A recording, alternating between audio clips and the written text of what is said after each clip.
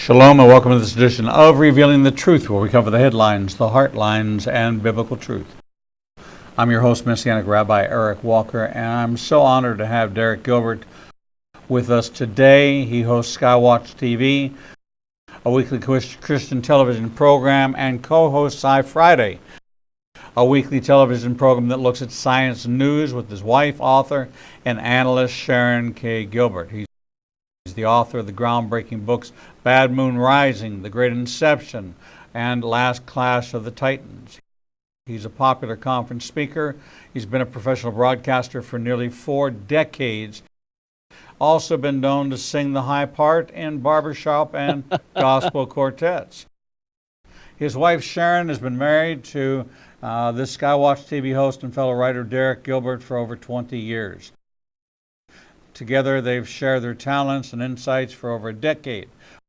With the pioneering Christian broadcast PID Radio, Gilbert House Fellowship, and View from the Bunker.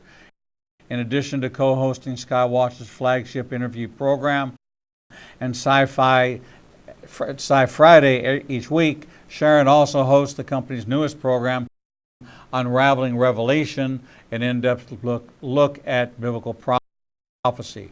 Her writing includes the popular fiction series The Red Wing Saga, as well as the non-fiction Ebola and the 4 Horsemen of the Apocalypse.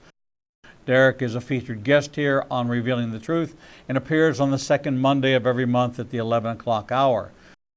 I'm very, very, very excited. Every time Derek comes up with a new book, it takes me to a new level of understanding, allows me to go much deeper into particular areas that are fascinating to me.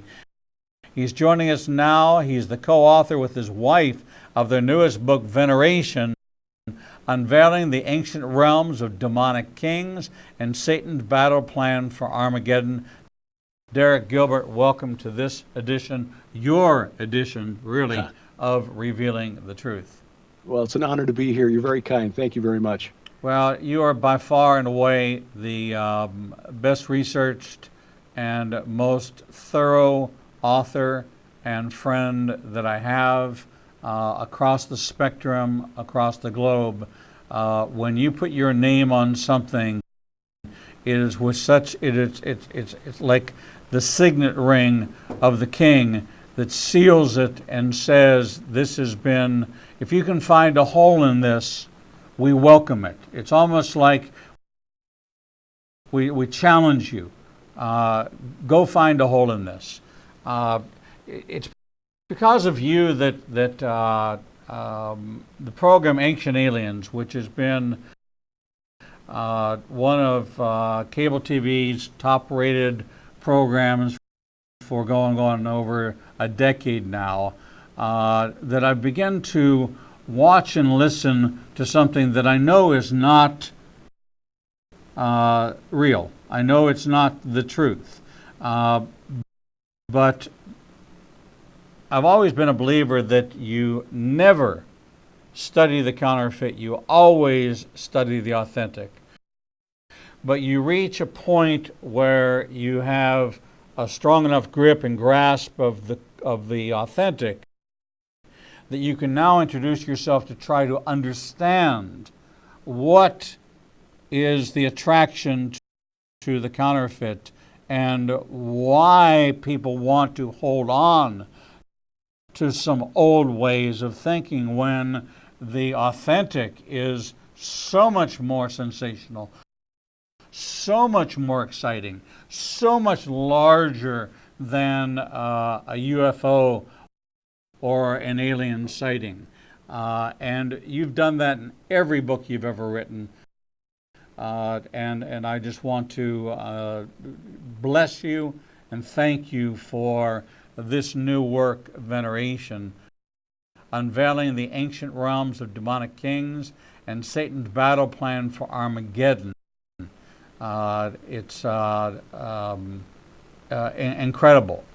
Well, thank you very much. And, credit to God who's wired this brain in kind of a weird way, but even more than that, and found a productive way to use it, both through writing now and through what we do at Skywatch TV, but also for his wisdom from the beginning of time in pairing me with my best friend and a woman who is the epitome not only of Proverbs 31, but who challenges me to be better, to think deeper on all of these things. And one of the reasons I think Veneration, I will say, is the best thing that I've been blessed to write is because Sharon wrote half of it. And in her research, she views things from a different perspective, which is what, by the way, makes her such a gifted writer of fiction. And taking the research that we do for books like Veneration, Last Clash of the Titans, The Great Inception, and putting it into a fiction series. This is her brand new novel, which is the 6th in her Red Wing Saga series, Realms of the Dead. Not a coincidence that Realms of the Dead came out alongside Veneration, about the veneration of the dead. It has become clear to us over the last few years of research and writing that understanding the cult of the dead, venerating the veneration of the ancestors and veneration of the mighty kings of old that was common in the ancient world around the Israelites,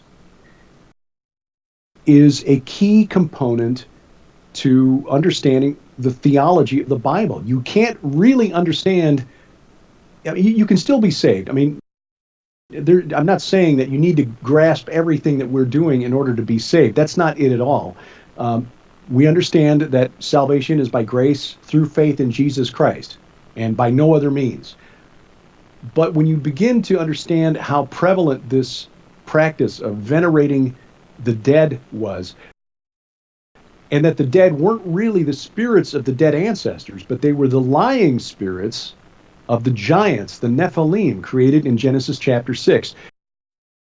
You have to understand that Genesis 6 verses 1 through 4 means exactly what it says, that angels, called sons of God in the Old Testament, and let's be clear, every time that phrase, sons of God, is used in the Old Testament, it is referring to angelic beings and not humans who are faithful to God, not the sons of Seth, but B'nai Ha-Elohim, angels, fallen angels in some cases. And that's the case in Genesis chapter 6. They took human women as wives and produced hybrid offspring. Now, we don't get the full story in the Bible, but we do see that because in the New Testament, the apostles Peter and Jude, who got their theology directly from Jesus, credited the book of Enoch, or specifically the book of First Enoch, what's called the Book of the Giants. They gave it enough credit to actually refer to it in their writings, that we understand that the spirits of those Nephilim destroyed in the flood, the global flood of Noah, became demons. They were barred entry into the afterlife, like the spirits of humans, but were basically condemned to wander the earth and to torment humanity until the judgment, until the Messiah returns to put everything right.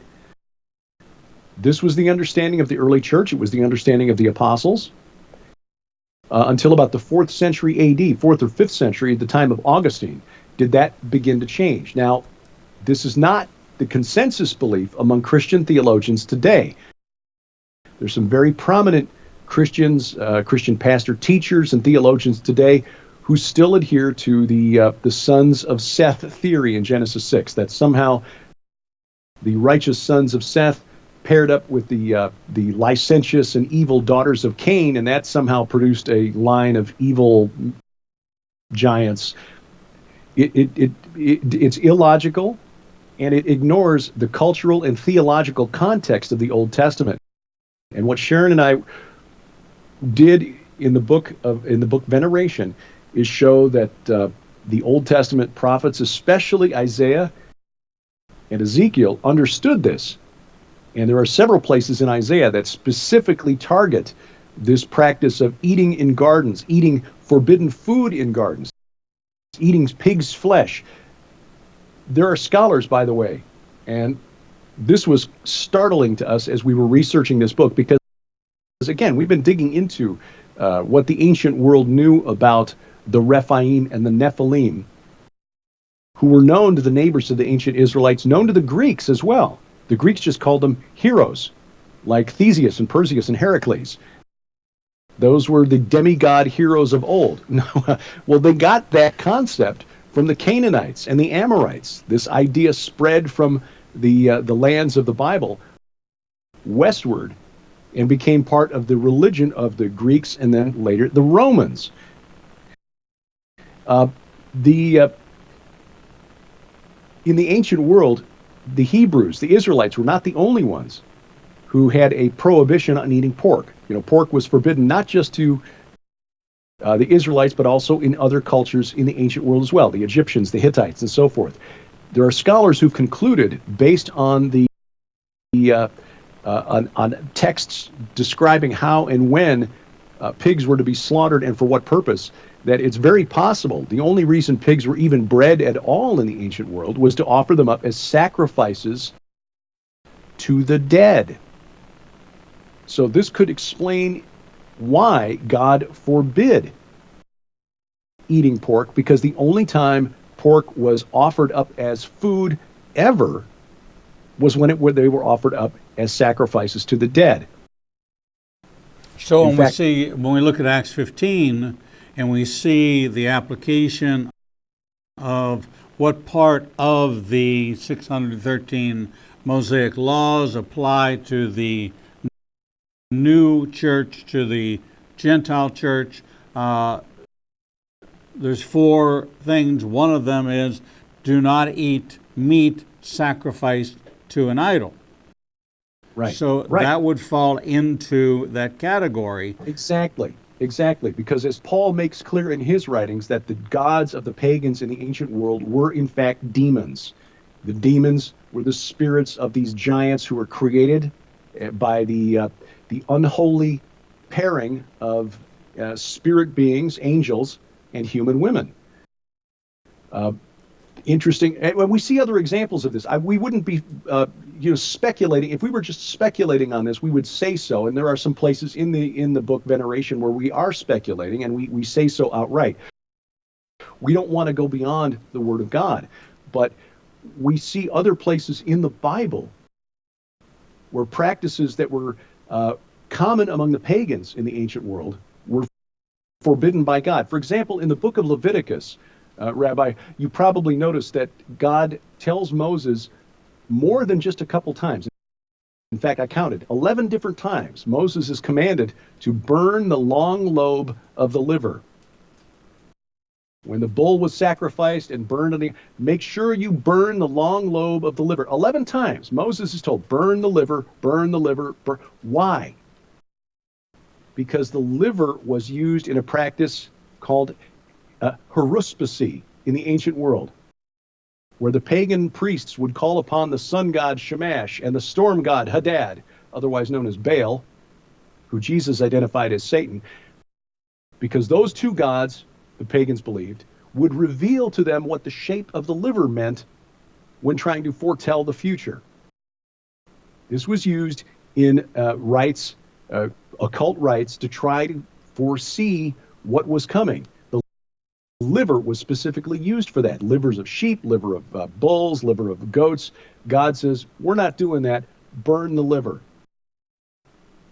And I believe that the same holds true with the prohibition on pork, because they were bred specifically in the ancient world, and not just by the Hebrews, specifically to offer up as food for the dead, sacrifices to the dead. And in fact, it was eating sacrifices offered to the dead that led to God's anger, provoked God's anger, so that he sent a plague that killed 24,000 of the Israelites before they even crossed the Jordan River and began their conquest of the Holy Land, the conquest of Canaan. They were camping in the plains of Moab. And this was after Balaam had tried to curse the Israelites, for the Moabite king Balak was not allowed to do it, actually prophesied the rise of the Messiah. And by the way, in Numbers 24, that final prophecy of Balaam foretells a day not only of the rise of the Messiah, but of the ultimate destruction of the Watchers and their children. We can get to that if you like in Numbers 24. That's one of the hidden prophecies that we reveal, I think, in or let's say rediscover in the book of Veneration. That happens to be this coming Sunday's teaching. Ah, wonderful. But because, this is the story of Phineas and his zeal in stopping the plague against Israel, where he speared the Israelite prince and the Midianite princess, who were doing something in the sight of Moses and all Israel, perhaps even in the tent of meeting. And reading between the lines, it appears to have been some sort of fertility rite, which was connected to this cult of the dead. But when you read Psalm 106, which is written 400 years later by Asaph, the psalmist, doesn't even mention what the Israelite prince and the Moabite princess or Midianite princess were doing. He says, they ate sacrifices offered to the dead, thus provoking God's anger.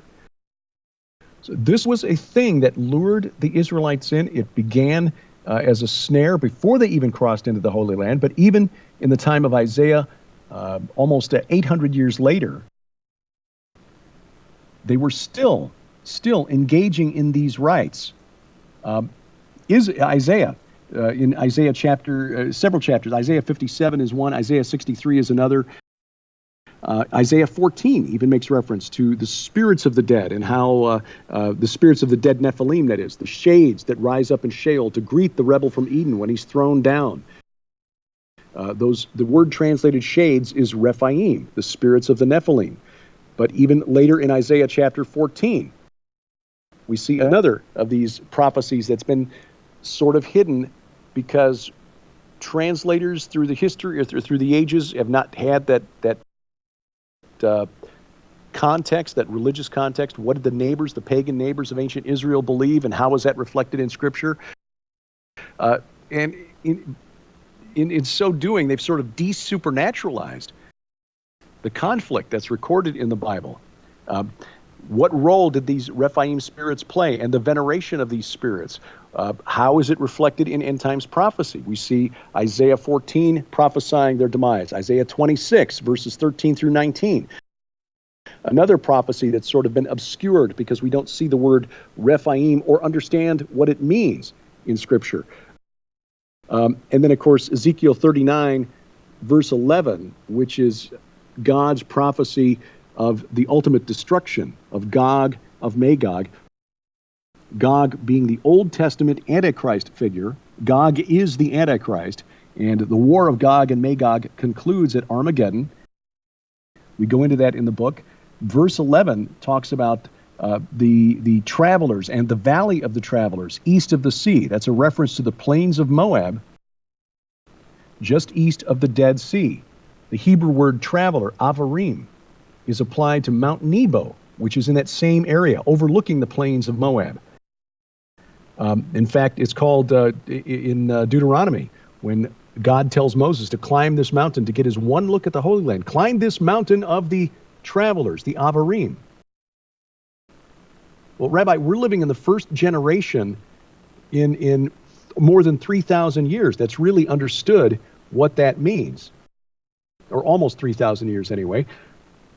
Just within the last 40 years, texts from an ancient Amorite kingdom called Ugarit in Syria translated several texts that were discovered in 1928 called the Rephaim texts. They described the Rephaim being summoned through a necromancy ritual called Warriors of Baal. They're summoned to this ritual meal at the sanctuary or the threshing floor of El, which scholars conclude must be Mount Hermon, because that was his mount of assembly, his Har Moed.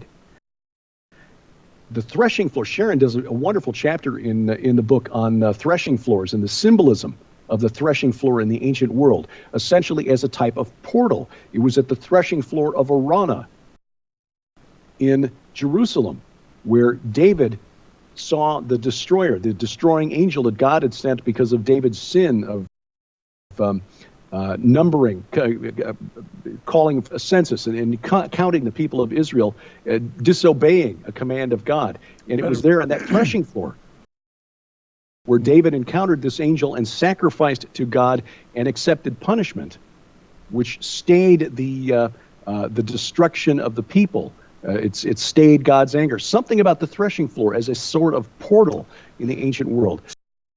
So we see that the place where Isaac was laid was at the apex, the pinnacle of Mount Moriah, which ultimately changed hands to Ornan the Jebusite, which was then purchased from Ornan the Jebusite by King David. And this is why it's considered, it's such an area of activity. There's so much activity in this particular place. This was the place of the building of the first temple, the building of the second temple, of course. This is where the Dome of the Rock is built. This is where the underground mosque is built. This is where the Al-Aqsa Mosque is adjacent to it. But what's so stunning is the whole concept of veneration. Because in the Jewish mind, we do not venerate, meaning we don't ever name for the living, we only name for the dead. So we venerate the dead, we do not venerate the living. So there are no juniors, there are no seconds, there's no thirds in Judaism. There's no Derek ben Derek. You know, that's what it would be if you were Derek, son of Derek. There's no way to establish who you are. You are lost of identity. So if you are, in my case, I'm Avraham Mendel Ber Ben Hirsch. In English, my English name, my middle name is my father's dead brother's name. We would never name after, so venerating the dead, and it becomes a question of what constitutes the dead. Now, in the book of Hebrews, it says, you pray to the God of Abraham, Isaac, and Jacob. You pray to the God of the living, not the God of the dead. Right. So it makes a very clear distinction about, one, prayers to the God of the living, right, as opposed to the God of the dead. That's right, yeah. And that is something that's, I can promise you, is not preached on in many churches in trying to understand this whole concept, because it does require an understanding of the veneration of the dead in these Antichrist models, which is that second half of that oldest prophecy, Genesis 3:15, which has been so discarded by the church that the only half of the prophecy, which is the first and oldest prophecy in the Bible, is basically, we're just going to talk about the seed of the woman. We're going to ignore the seed of the serpent and anything that has to do with that, because that's too complex. It is I think part of the long game that the fallen realm has played against the church, and also against our Jewish brothers and sisters, by desupernaturalizing our holy book. We have lost the frame of reference of this long war that's been taking place, and who exactly we're aligned against. Most American Christians, according to the Barna Group's research, don't believe that Satan is real, so we don't even accept that the one entity you would think we could agree on from what we read in the scriptures is the evil opponent of God and those who are faithful to him. Don't even accept him as real, much less these other entities, these other small g gods, these small e Elohim, And then these demonic spirits that they find, even though Paul makes it clear in his writings, we're not wrestling against human opponents. We wrestle not against flesh and blood, but against principalities, against powers, against cosmic rulers of spiritual wickedness in high places. He's talking about evil intelligences, spirit entities who want to do us harm. And that's what we try to suss out in our books. Previous books looked more at the fallen angels. This one deals more with the spirits of the dead, or what the ancient world and even the modern world were convinced were the spirits of our ancestors. We've talked before about the Amorites around ancient Israel, who believed that they literally had to feed their ancestors every month on the 30th day of that lunar calendar, the night of no moon, which even then they understood was the night when the veil between the realms was thinnest.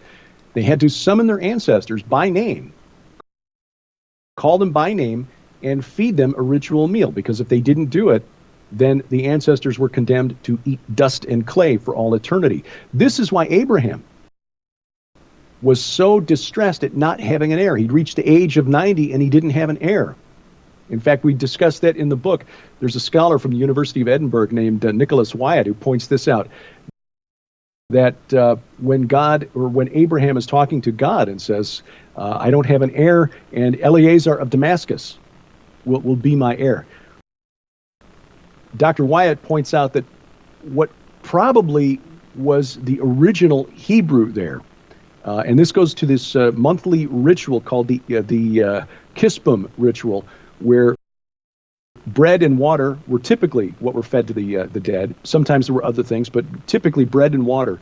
That the heir, the oldest son, was responsible for performing this ritual every month on the 30th, and that involved taking the little teraphim, the little statues, the household gods that Rachel stole from Laban.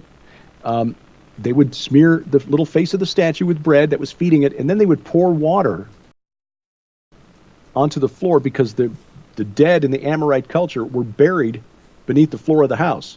Sometimes they even had a tube that allowed the liquid, the water, to be poured right to the corpse. The son was literally called the pourer of water, or the son of the cup, because that was this was an important part of the family's responsibilities. You had to take care of the deceased ancestors so they didn't starve in the afterlife. Dr. Wyatt says Abraham probably was saying, Eleazar will be my Bene Mesek, the son of the cup, not Ha Damasek, Eleazar of Damascus. Eleazar, son of the cup, Bene Mesek, or Ben Mesek.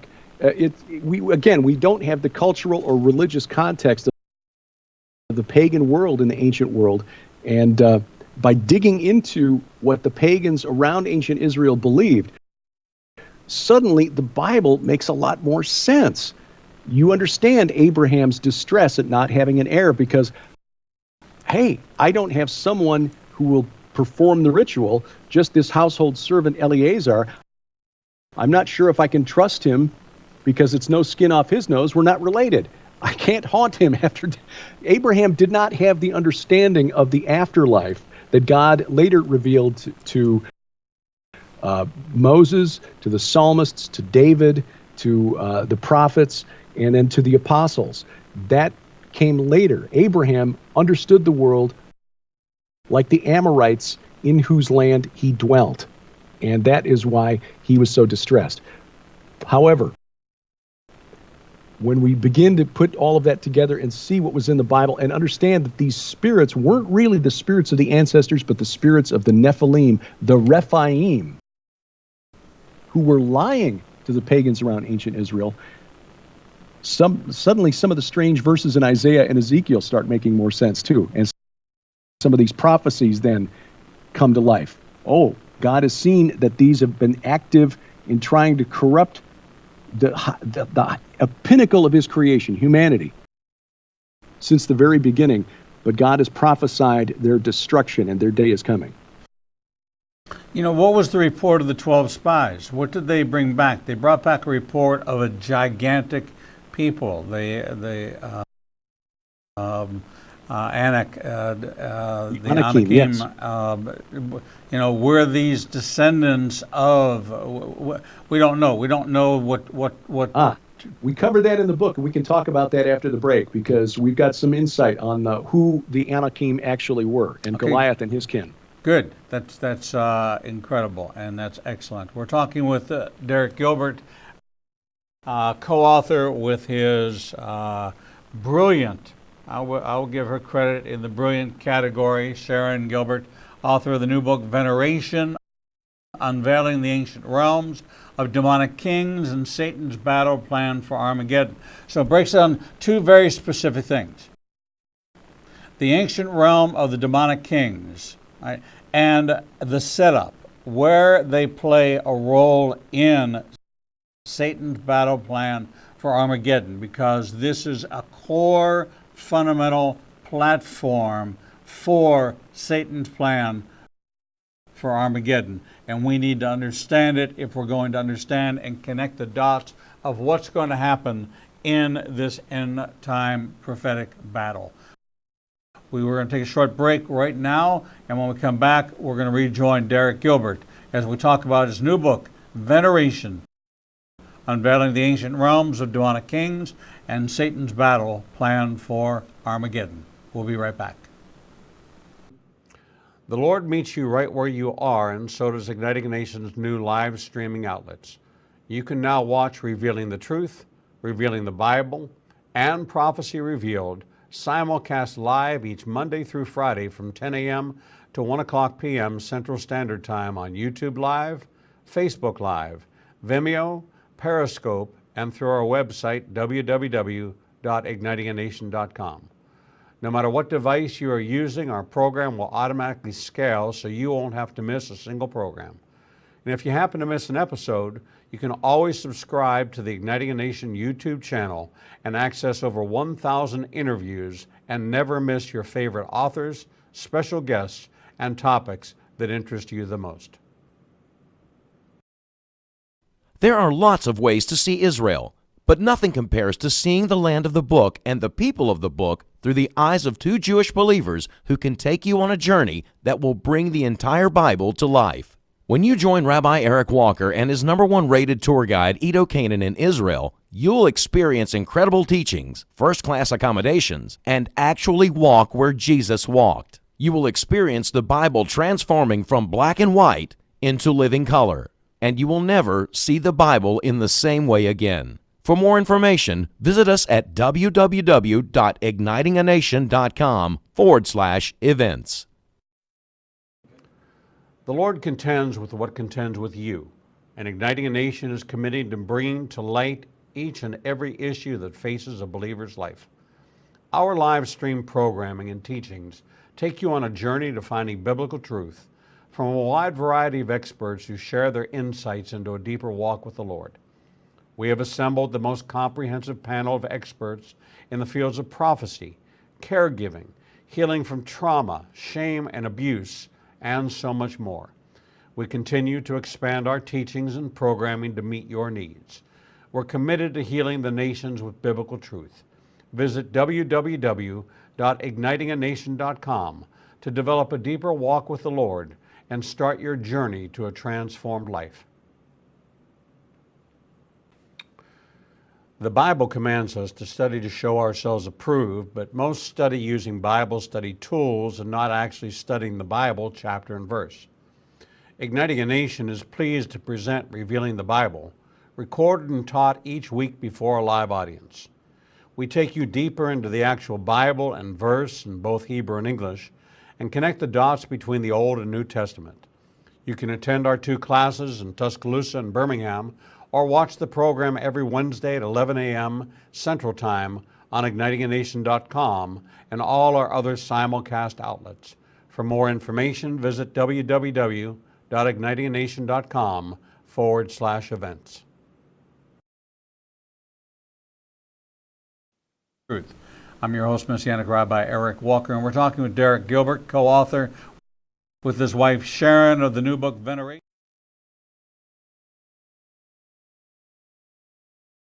Plan for Armageddon. Derek, welcome back to the program. Thank you. So, Derek, we talked about the spies. The 12 spies go out. They lay eyes on a very large group of people identified as the sons of Anak, the Anakim. We see reference again to Goliath, 9.5 feet tall, this giant. Are these a part of the Nephilim? Are they descendants? Where do they fit in?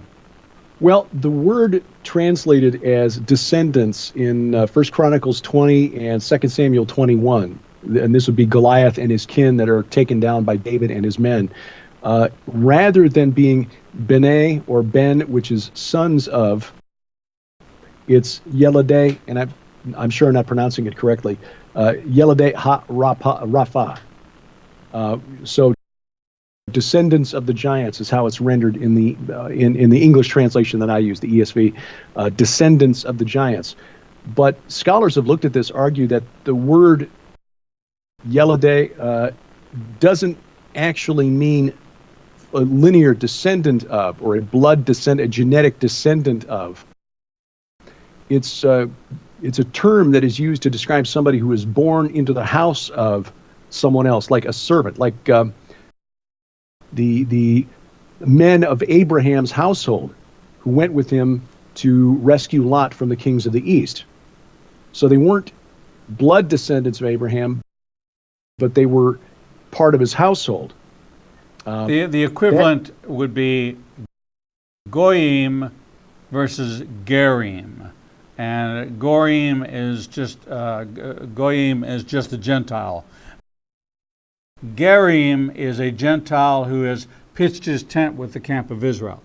Okay, he's still not Jewish, but he's aligned himself with, and therefore he's become a part of.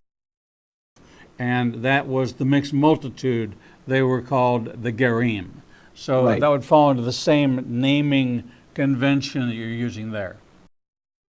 Right. So when we see descendants of the giants, in English, we assume that Goliath and these other warriors of the Philistines were literally blood descendants of the giants. Now, I'm sure you know that in the oldest Hebrew texts, Goliath is described as 4 cubits in a span. The English translation, based on the Masoretic text, have it at 6 cubits in a span. Well, 6 cubits, that's 9'6", and a span's another 3 inches, so 9'9". Big dude. 4 cubits in a span would be 6'3", or thereabouts, 6'6", somewhere in that vicinity, which when the average Israelite at that time was like 5'2" to 5'4", still a really big guy and not somebody you want to face in hand-to-hand single combat. But the scholars who have looked at this say that these Yeladeh ha-Rapha, the descendants of the giants, the Anakim, scholars trying to figure out what that word means, looking at Hebrew, say, well, it looks to mean long-necked, because they're tall and that sort of fits, makes sense. Other scholars looking at it say, well, yeah, but the Philistines weren't Hebrew. They were probably of related to Greek lineage. They came from the Aegean Sea area, and they've determined this with doing some really cutting-edge DNA studies recently, by the way. But there is an archaic term in ancient Greek, anax, A-N-A-X, which basically means lord or king or ruler.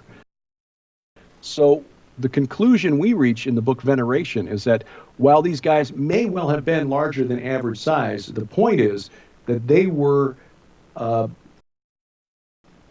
venerating the Rephaim, these Rephaim spirits. They essentially were sons of the Rephaim in the same way that I can claim to be a son of the American Revolution. Okay, I'm not literally a descendant of, I am a blood descendant of a couple of fellows who fought in the American Revolution, but the point is they were probably an elite warrior cult that worshipped the spirits, these demonic spirits of the Rephaim. And in fact, there's even a clue that that's the case in the name of one of these warriors.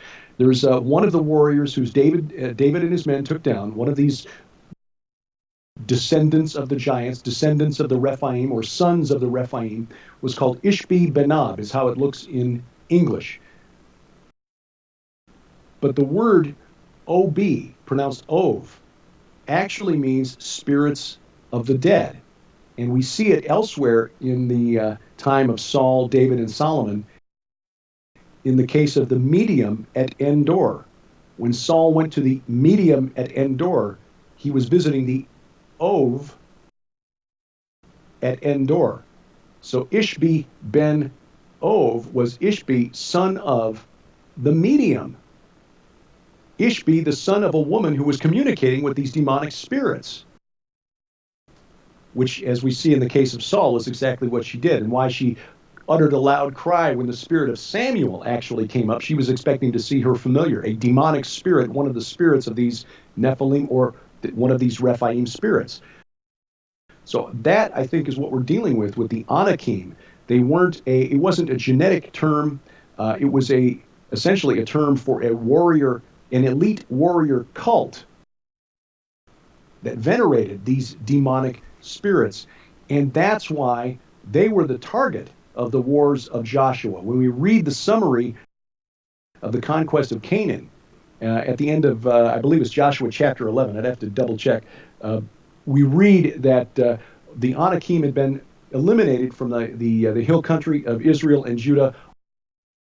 Only in Gath and Ashdod did some remain. Why is that relevant? Because that's where Goliath and the other sons of the Rephaim, or descendants of the giants, the Yeladei Ha Rapha, that's where they remained and had to be finally wiped out, exterminated by David and his men. So again, were they giant? Yeah, they were probably big, scary, but the point is they were worshiping these demon spirits of the Rephaim, the spirits of the Nephilim who were destroyed in the flood. That's who the Anakim were. You know, you mentioned I would call her the Witch of Endor. This cry.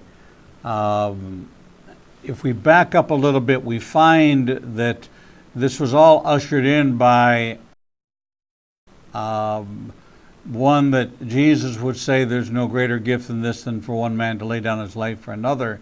And that is the final act in life of Samson, as he brought down the pillars of the temple of the Philistines and killed more Philistines in one act than were the sum total of all prior acts combined, which paved the way for Samuel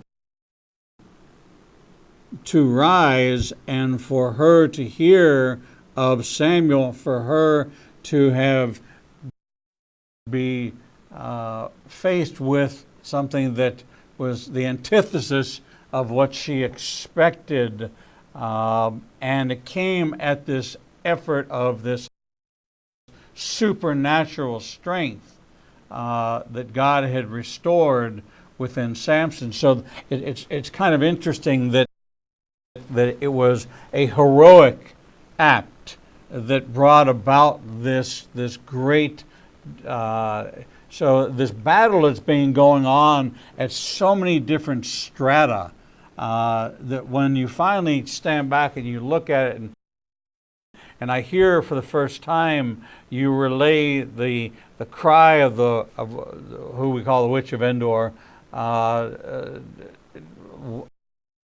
What precipitated that was Samson's final act.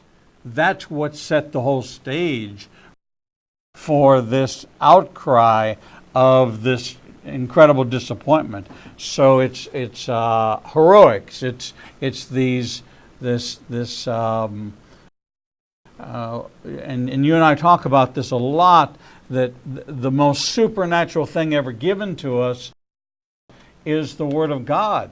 That there's nothing ever written that was more supernatural and more sensational than this book, and nothing's changed it in 2,000 years. We're still studying it, and we're still finding new revelation and new understanding and new depth, because God is having the scales fall from our eyes so we might see what is to come, which means if it's coming into focus, if it's been out of focus for 5,000 years, it's because there was no need to see it.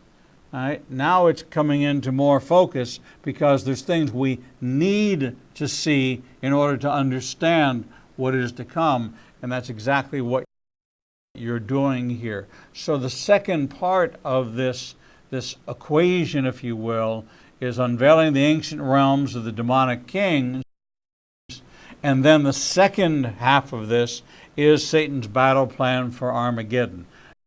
How does that play in and fit together? Well, one of the things that we see in those Rephaim texts from ancient Ugarit, and again, that's that ancient Amorite kingdom in Syria that was destroyed around the time of the Judges, was the description of these Rephaim, who they describe as the mighty kings who were of old. They trace their ancestry back to these Rephaim kings, who they associate with something called the Council of the Ditanu or Tidanu, which is the name of an ancient tribe of the Amorites. And scholars have determined that that name of that tribe is where the Greeks got the name of their old gods, the Titans. So you've got this connection there to these gods who were overthrown and banished to Tartarus. Peter makes reference to them in 2 Peter 2, verse 4, the angels who sinned, who were thrust down to hell, is the way most English Bibles translate it, but the Greek term there is tartarau, which means literally thrust down to Tartarus, a separate level of the underworld below Hades.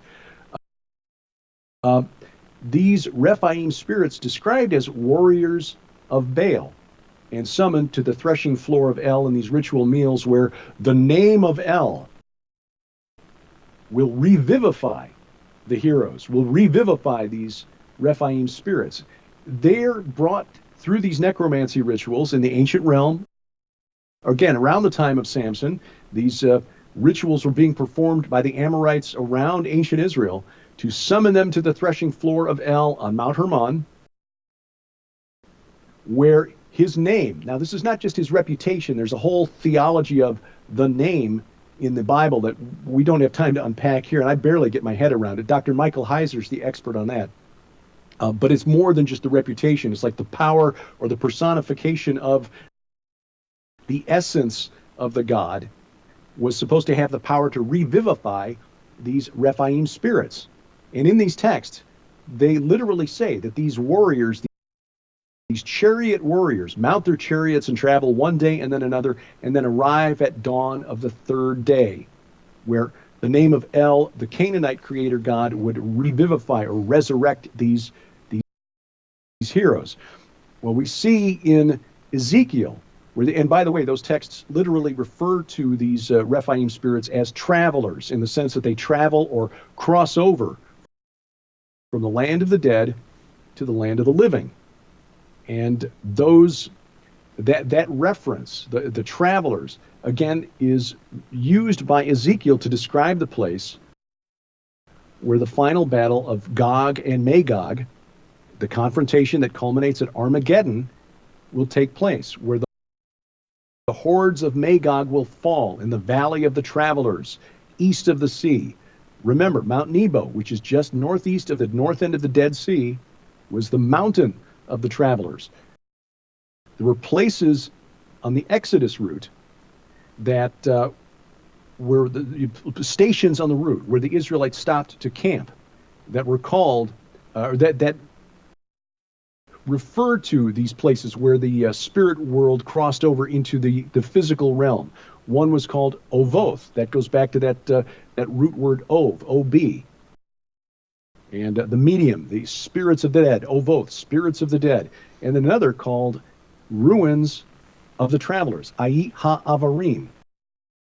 Now again, you've got Mount Nebo, the mountain of the Avarim, mountain of the travelers, the valley of the travelers, the ruins of the travelers, all there somewhere just across the river from Jericho, the northeast end of the Dead Sea.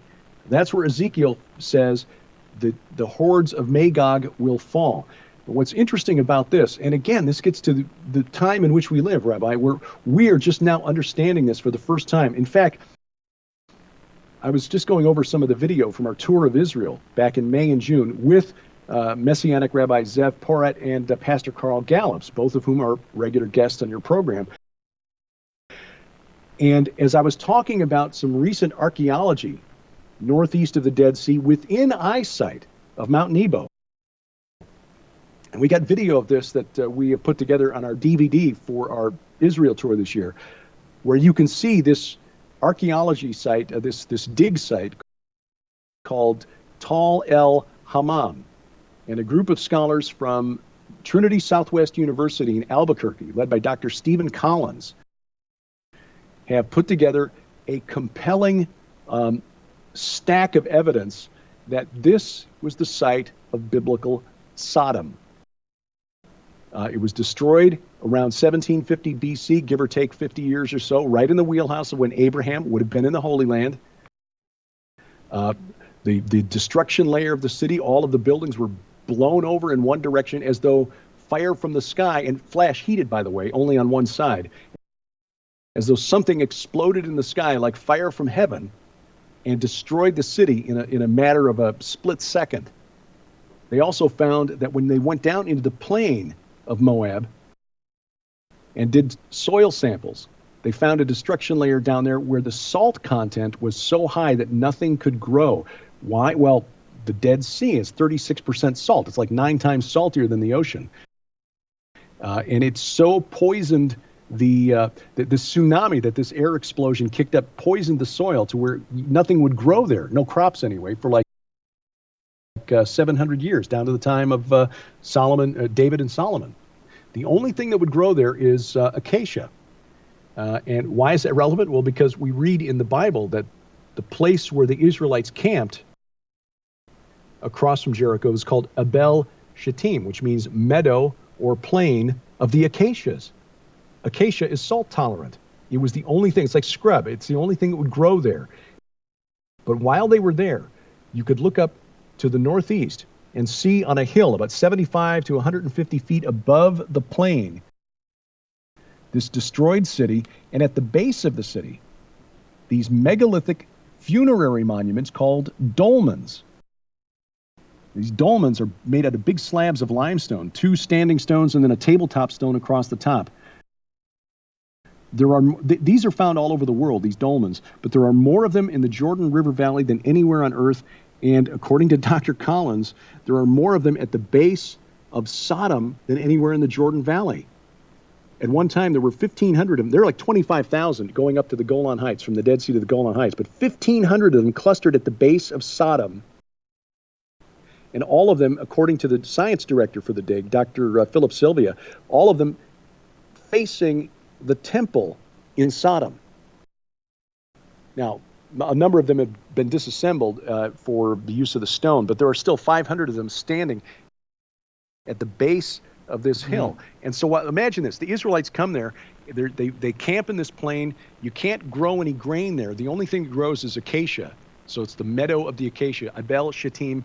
And while they're there, they see the ruins of these spirits, the Ai Ha'avarim, ruins of the travelers.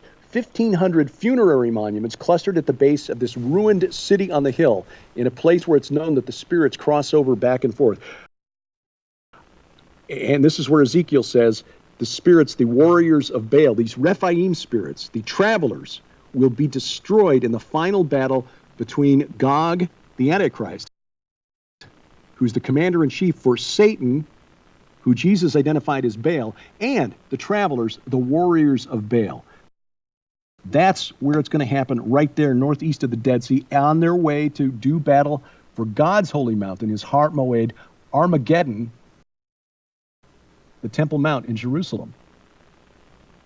It's extraordinary. The depth at which the old reveals the new. Every time we dust off and we continue to go through these tells, and we go back through layers of history, and we expose another layer of history, and we keep peeling back. What we're doing is we're identifying the very foundation cornerstones of what is to come. And I think God is, in the last 20 years, the amount of historical sites, it just seems like every day I'm getting a new announcement about a new named, confirmed historical site, and the wealth of research and documentation that supports that location, that supports inscriptions which are being found that is clearly established that this is biblical, it is prophetic, and it is exactly the way that God had described it, defined it, and what is to come. And so when we see the angels gathered around the throne, no longer proclaiming, "Holy, holy, holy is the Lord God of hosts, the whole earth is filled with his glory," they're proclaiming, "Holy, holy, holy is the Lord God of hosts, who was and is to come." This is when we know. And we keep on keeping on and pressing in, and we cannot thank you enough for your devotion, both you and Sharon, to exposing things that make sense to us if we are drawn to understanding what's beneath the surface. Well, you have to go deeper. You can't just, it says study to show yourself approved. It doesn't say read. And this is the problem we have with people that want to read the Bible in a year. You're just going to get reading. You're not going to get study and depth. And for those that are hungry for the supernatural, for the amazing truths of the Bible, I can't recommend highly enough the new book, Veneration, Unveiling the Ancient Realms of Demonic Kings and Satan's Battle Plan for Armageddon. Derek and Sharon Gilbert, you are to be commended for this extraordinary work. Thank you. Thank you. Well, again, praise to God for opening our eyes and helping us to understand what's been hidden there. And again, just to be living in these times, which is so exciting. It's a true blessing. And it's happening at faster rates than ever before. So when we're going to get together a month from today, we're just going to have new insights into, you will have learned, because one of the ways that you learn is through question and answer. I've watched you over these years, and we value your friendship so much. God bless you. Yeah, likewise. And Sharon, and thank you. We're going to take a short break, and when we come back, we'll bring you the next edition of Revealing the Truth.